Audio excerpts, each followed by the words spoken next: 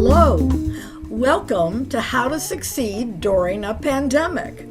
Hi, I'm Wendy Lally, your host, and I'm very, very glad to welcome you tonight. We have a very unusual show tonight because although we're on radio, this is actually a very visible show. The theme of the show, and we've been on the air now since August, we've been looking at life during a pandemic. And originally we were examining business people and how they were managing to succeed, not only survive, but actually thrive during the pandemic. But in January, we expanded the show to half an hour, and we actually expanded the focus of the show as well. So now we've been interviewing writers and artists and doctors and other people who don't necessarily have a business per se.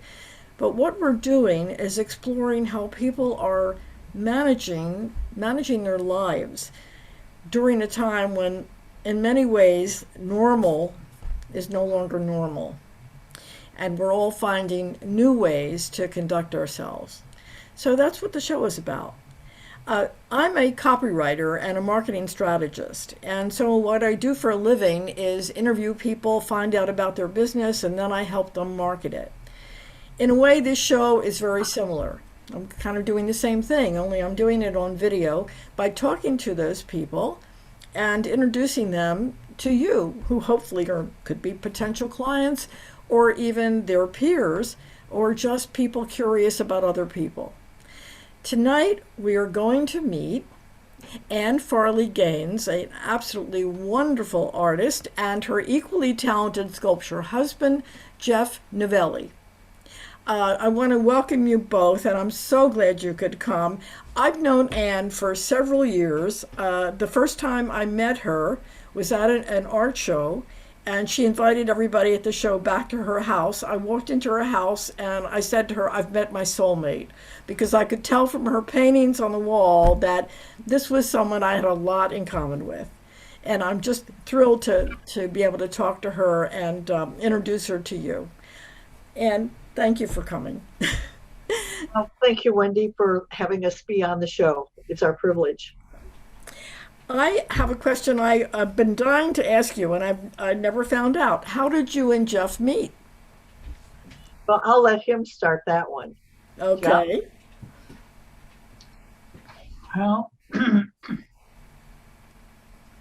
about 15 years ago, I lost my first wife. And after that, about 18 months later, some friends said, it's time for you to meet some nice ladies. And one of them was organizing a benefit for the Salt Creek Ballet. So this lady explained to me that a very nice painter who was suddenly available was going to be showing a lot of her work at the benefit, and she said, you must come and meet this lady. So I went to the ballet benefit. I even bought one of Anne's pieces from her that night, and we started going to the opera together. And after about 2 months, approximately 2 months. Wow, that was... Oh, it was more like after 3 months we were engaged. Yes. That is a fantastic story. February 10th. February 10th, 2009. So February 10th was when you met or when you married? That's when we became engaged. We married August 22nd of that same year. And we got married. But I told the lady who thought I should meet some other nice ladies, I said, well, find me an athletic painter. And she gave me Anne's link to the benefit, and I went to the benefit, and it was a bonanza. And very athletic as well as being a talented painter. You do good, and you got a painting, and you got a wife too. How and that's That's pretty right. good. He had to work hard on the ladder. Ah, I was a hard sell. but she liked my sculpture so much, she wouldn't leave me alone. I saw possibilities right away. Well, let's talk about your art. I mean, how long have you been painting? And I think the what do they call them? Civilians in our lives really don't know how artists make a living. They may paint. Some of them out there may paint for a hobby. I know I certainly do, but that doesn't mean we're able to sell our work and actually make enough to pay the rent or the mortgage and feed ourselves. So when did you start painting, and when did you become an established artist? Well, from the time I was 3, I was aware that I had a strong interest in art, but it wasn't until I was 18 that I decided to become serious about it. My great uncle was America's foremost wildlife artist. His name was Lynn Bogue Hunt. He hunted and fished with Ernest Hemingway and painted The Catch. Wow. And uh, my Aunt Jessie was very disgruntled about the fact that they were such good friends because Hemingway wasn't the greatest influence on her husband. But I found all this about him later. I just knew that from the time I was quite young, I saw his paintings and prints on our walls in Grand Rapids, Michigan, where I was born and where we lived until I was 5. And I had a table by the fireplace that Mom had for me, and I would just draw by the hour. And it was mostly animals, birds, people, whatnot. But I was quite a prolific child, I guess. And I became extremely interested in music and drama after we moved to South Haven, Michigan, when I was 6. And it helped to socialize me. We lived out in the country, and it was a way of connecting with friends after school, rehearsals and such. But I was always the class artist. Art came very easily to me, and I took it for granted. And when I went away to college as a music major, I was very happy. My first 2 quarters there was even a chapel soloist. And spring quarter, I took my first art course. This was Principia College in Elsa, Illinois, on the bluffs of the Mississippi River in one of the most idyllic sections of the country that you can imagine. It was the highest point of the Mississippi, and the high bluffs, the nature, the quaint Victorian architecture in the village, and the architecture of the well-known California architect Bernard Maybeck was on the campus. And all of this was just ideal subject material. And after a few weeks of that first art course, all I wanted to do was sit outside and draw. The practice room had paled in comparison. I just didn't have any more that desire to practice scales for hours. And it was to my chagrin that that desire was leaving me. But the day I truly decided to embrace art and make that my life was probably up to that point the most peaceful day in my life. And I realized then and there that that was my path. What happened when you graduated school? I mean, were you able to get work actually painting? Well, after the first quarter that I was there, after the first, during the first summer after my freshman year, I started drawing people's houses in my community. And I started gradually selling art from that time forward. And after college was over, I stayed in the South Haven community, lived with my parents for a year, which is something I wouldn't recommend to anybody to do.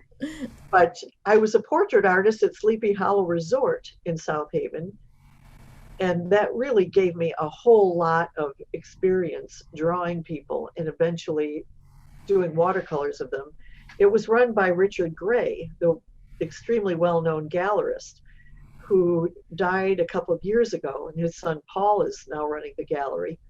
But that was really very confidence building. the fact that I was able to just have a steady stream of business. Mm-hmm. And again, I started out doing art fairs. I did that all during fall and some of the winter.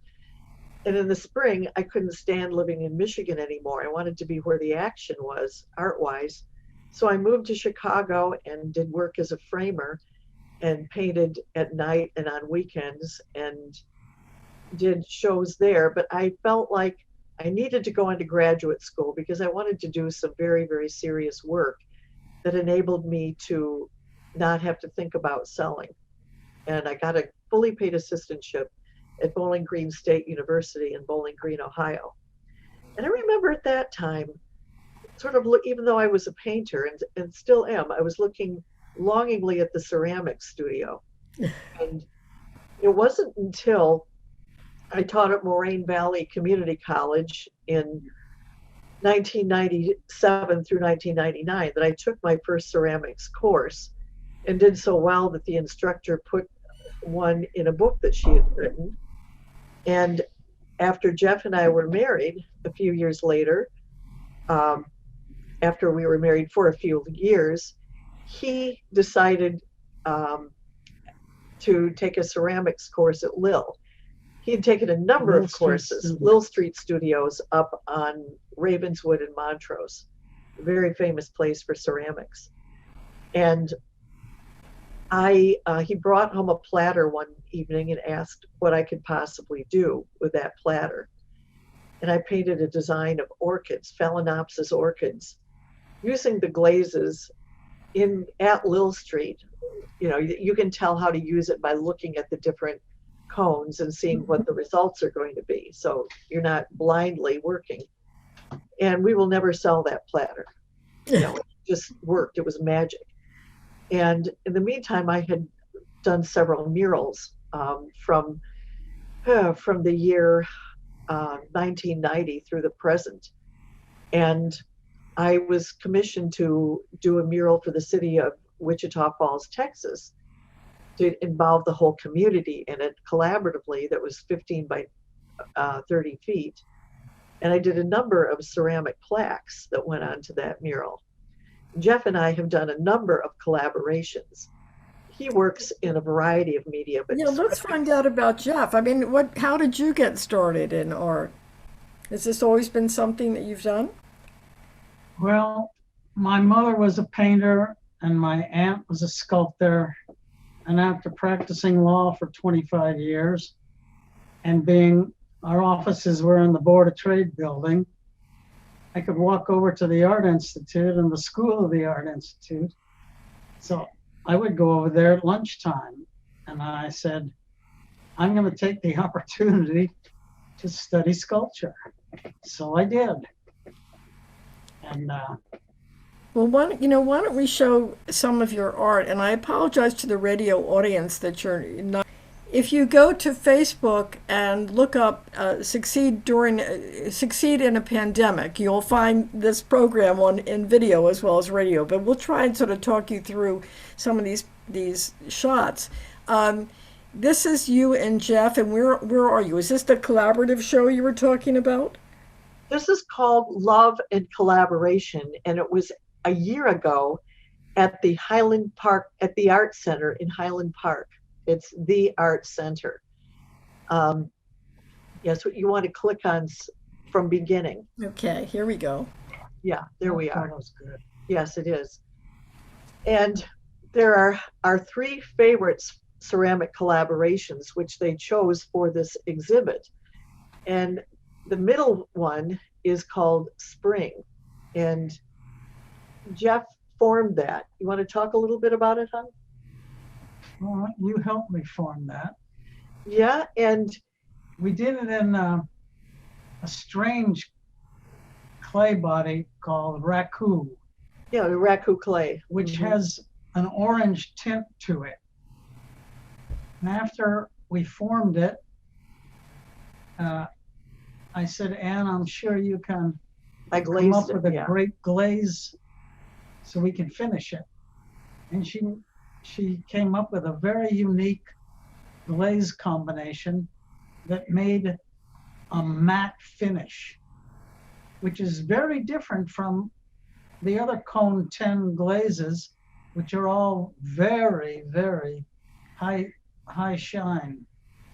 Yeah, But this one was matte. I just want to tell people about the colors. They're very subtle and they're very beautiful, and it looks like they're green and yellows and a touch of orange in there, and but very muted and very lovely.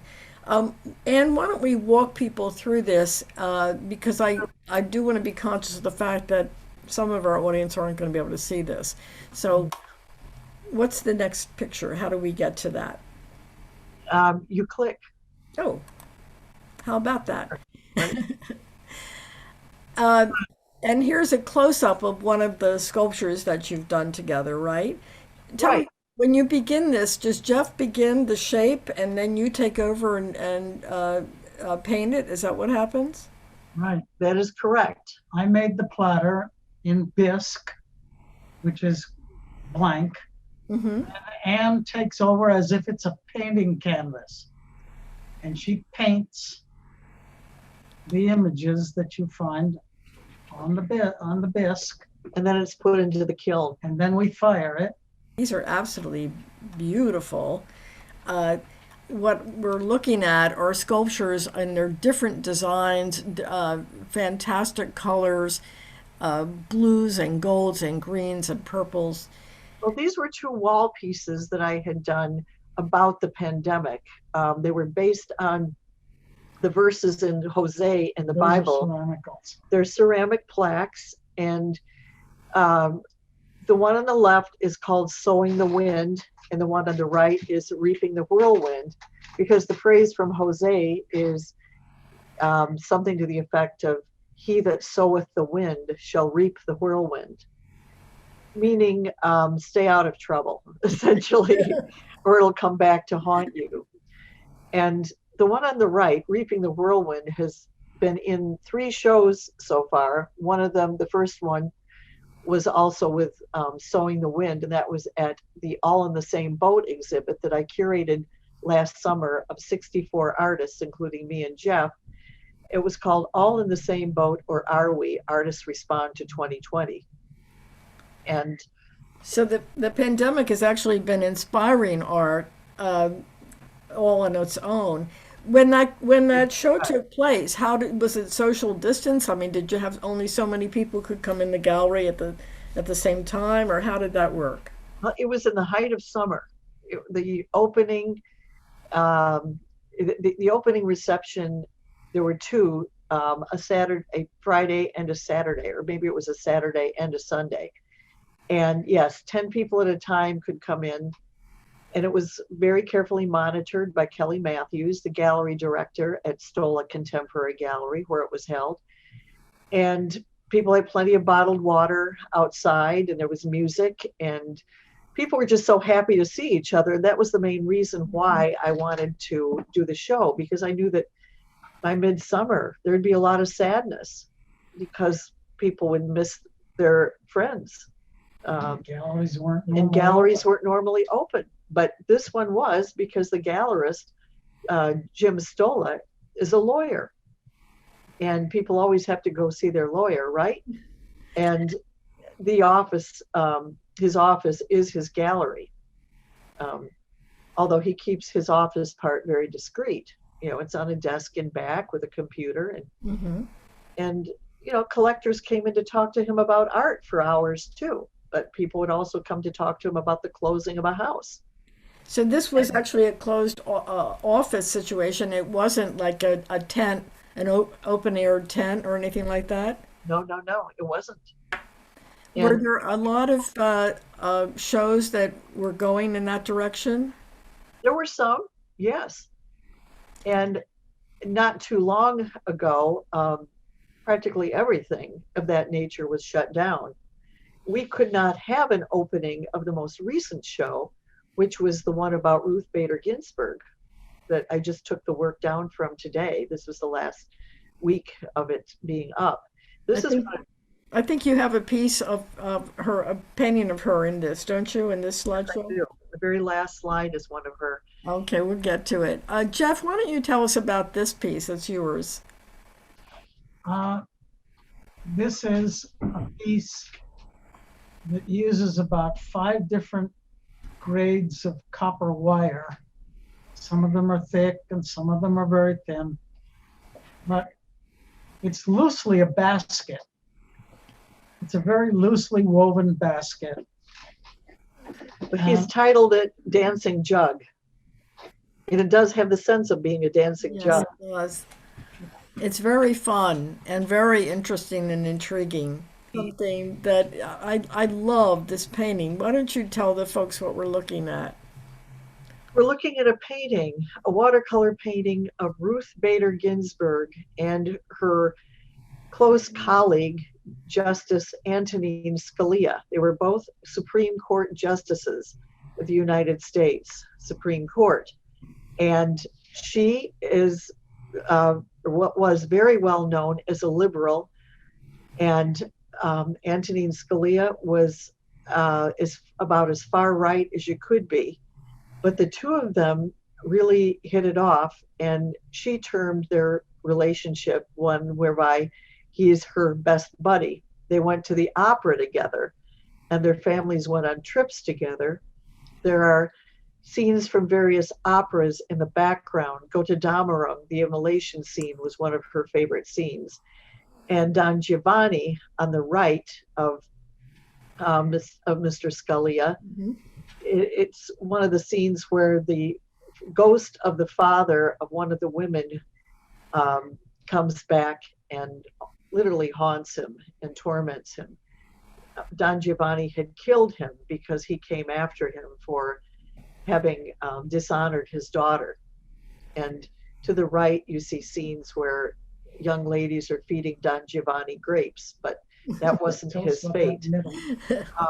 The middle scene, right, there's a scene of the two of them riding an elephant in India. And we should add that they were with their husbands and wives, when they were having this relationship, because they were both very happily married. But they had it was a really interesting relationship. I'm sure someone's going to write a book about it if they haven't already.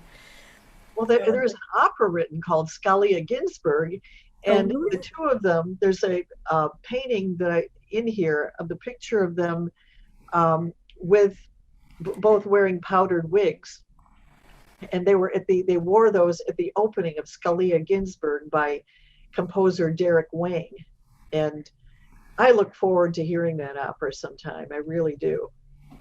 Her son Jim Ginsburg got to see the show, and Kelly Matthews, the director, took his picture in front of my painting and in front of her painting because she had an encaustic diptych in that show. Well, I had seen another painting you did of her for, I guess, a different show. And I'm pretty sure you did her just alone, right? It was the same painting, actually, but I was posting it in sections from start to finish. I do that sometimes, and sometimes I post my ceramics that way. I post them in bisque form and in pre-fired form where the color looks very pastel, and then in fired form where the colors all come out in full glazing. Yeah. Is she a special hero of yours? Very much so, as was Madeline Albright, who I did a portrait of, and I sent her an image of it. She wrote me a thank you because I sent her a signed print of it. And also, I'm an admirer of Eleanor Roosevelt, what woman is not an admirer of hers? And Benazir Bhutto, the late president of Pakistan, who unfortunately lost her life because of standing up for her Muslim beliefs as opposed to the Muslim beliefs of the likes of Osama bin Laden. She wrote a book titled Reconciliation, and my portrait of Bhutto was called Benazir's Dream of Reconciliation. Yeah. So tell me, what is your favorite subject when you paint? I know you do a lot of nature studies, and your paintings are absolutely breathtaking and just Beautiful. But is that like your favorite thing to paint, or do you like the portraits, or what is the what if you had, if you could only do one painting ever, what would the subject be? Oh, good Lord. That is that is really a loaded question, Wendy. I think if I had to do one painting and one painting only, it would be a very large jungle scene with lots of orchids, with some animals, with mountains in the distance, with bromeliads hanging down from the branches, And eagles flying. and eagles flying. You're right, and some rare tropical birds, and maybe one figure. And who would that be, Geoff? Who else? It's been like that sometimes. How about you, Geoff? What inspires you besides Anne? So, Well, that's the truth. Anne's painting inspires much of my sculpture. And that's why we collaborate a lot of the time. well, I have to say, every time I visit your home, it's always like going to a museum. It is just literally wall-to-wall paintings and beautiful things all around, everywhere. Every inch is just beauty, and I love it. Well, Uh-huh. you're very inspiring, Wendy, and you've been in a couple of classes I've taught, Yeah. and it's really a joy to see what comes from your brushes. Oh, well, thank I you. just hope you do more during this time of COVID. I haven't painted for, oh God, I don't remember. I did, the last time I painted, it was actually to paint, I did paintings of the Eastgate Cafe as gifts to the people that participated in the jam session, That the must have house been a great band both of them. and the two singers that were there most frequently. And we were celebrating the anniversary of the jam session at the Eastgate, so that's what I painted. And that was a lot of fun, but that was it. That was like, gosh, a couple years ago. So, And you should paint some more. yeah. Well, we are coming to the end of this visit, and I don't want to stop.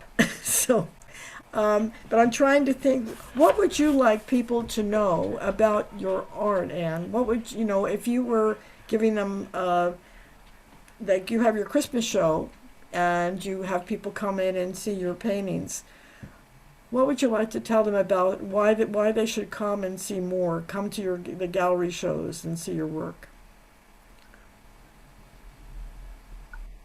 I would describe my work as being colorful, textural, compassionate, and compelling in the sense that I put my whole heart into whatever I do. Hey guys, thank you so much for stopping by and letting us see some of your work and telling us how it's done. And I want to thank all of you for joining us. I hope I described the work well enough for the radio audience to kind of get the gist of it. Please stop on our Facebook page, Succeed in a Pandemic, and you can see the show on video. Otherwise, stop by on next Monday at noon at 216thenet.com, and you'll hear another show with some more interesting people. Thank you so much for stopping by this week, and please, just a little while longer, stay in and stay well. Thank you. Thank you, Wendy. It was a pleasure. Thank you.